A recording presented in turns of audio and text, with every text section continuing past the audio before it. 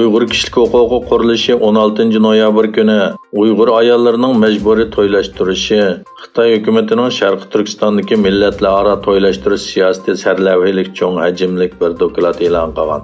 Dokladda ko'rsatilishicha, Xitoy hukumati Uyg'ur ayollarini Xitoy erlari bilan to'ylashtirish siyosatini davlat siyosati sifatida sistemli qilib borgan. Mazkur doklad yana Uyg'ur rayonidagi ayollar va bolalarning majburiy emgak va bolalarni oilasidan ayirib o'tish qatorliq siyosatlarning bevosita qurboni bo'lganligi ko'rsatilgan.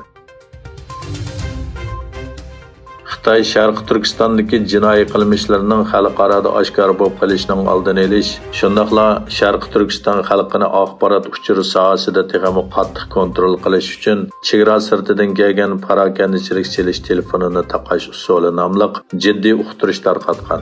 Mazkur jiddiy uqtirishni Qashqar viloyati Makit noyisi jamoat xavfsizlik idorasi aldamchilikqa qarshi turish markazi 18 noyabr tarqatgan. Uqtirishga asosan chet eldan kelgan telefonlarni rad qilish hamda Xitoy mulozimat o'rinlariga yo'llab oshkorlash talab qilingan. 11 ayning 14 kuni Amerika parlamentida Uyg'ur qirg'inchiligiga dunyoning diqqatini tortish va tonishini oshirish uchun suhbat yig'ini o'tkazildi. Amerika Davlat Majlisi Uyg'ur do'stlik guruhi tomonidan uyushtirilgan bu suhbat yig'iniga Amerika parlamenti Xitoy ishlari komiteti a'zolarini o'z ichiga olgan nurg'un parlament a'zolari va har qaysi soha kishilari qatnashdi. Uyg'ur faoliyatchilaridan Uyg'ur tadqiqot markazining mudiri Abdulhakim Idris, Uyg'ur akademiyasining raisi doktor Rishad Abbas, Uyg'ur harakatining mas'uli Roshan Abbas va Erkin Osiyo radiosi Uyg'ur bo'limining boshlig'i Olim Seyitov qatorliqlar yig'inga qatnashdi.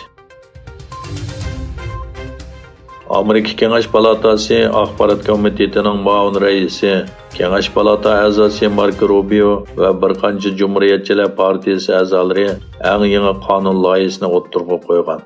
Bu loyihada Xitoy Kompartiyasining 93 million a'zosining hammasiga sayohat vizasi tarqatishni cheklash planlangan.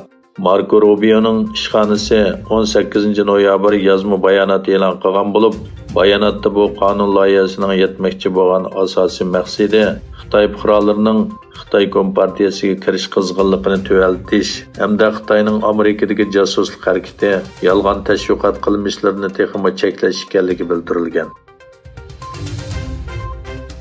Sharqi Janubiy Osiyo davlati Malayziyada o'tkazilgan 15-chi qatimliq cho'ng saylamda Anvar Ibrohim boshchiligidagi Umid ittifoqi oldida tamomlandi. 33 million nüfusga ega davlatdagi 21 milliondan ortiq saylovchilarning mo'son yomg'iriga qaramasdan bilet tashlash nisbati yuqori bo'lgan umumiy saylamda Anvar Ibrohim rahbarligidagi o'qituvchi Umid ittifoqi bilan Muhiddin Yasin boshchiligidagi Milliy ittifoq raqobatlashdi. Shimoliy Koreya rahbari Kim Jong Un tunigan qit'alar aro uchadigan boshqariladigan bomba sinab qilganligini dalilladi va agar dushmanlari o'z davlatiga davomli tahdid etib kelsa, yadro qurollari bilan javob qaytaradiganligini aytdi.